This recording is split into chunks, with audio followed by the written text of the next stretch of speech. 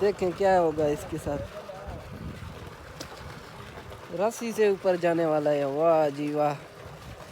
السلام علیکم، میں ہوں دکان بزدار اور آپ دیکھ رہے ہیں میرے بلاگ. گائز آ جائیں کنویں میں نہانے کے لیے انشاءاللہ. ہمارا جو شاور وغیرہ ہوتا ہے وہ سب کچھ یہ ہے. ہم یہاں نہا لیں گے تو آپ لوگ دیکھیں کتنا صاف پانی ہے. الحمدللہ ادھر نہا لیں گے، آپ کو ویڈیو بھی دکھائیں گے.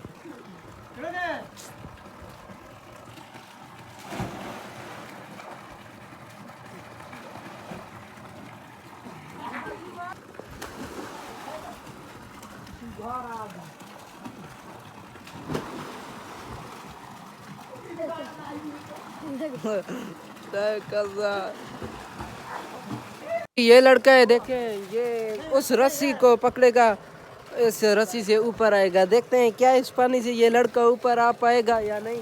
ابھی دیکھتے ہیں اس کو کیا کرتا ہے.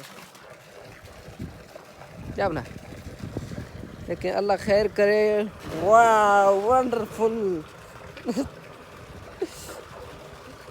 دیکھیں کیا ہوگا اس کے ساتھ. رسی سے اوپر جانے والا ہے. واہ جی واہ. کمال کا ٹیلنٹ ہے اس کا قسم سے.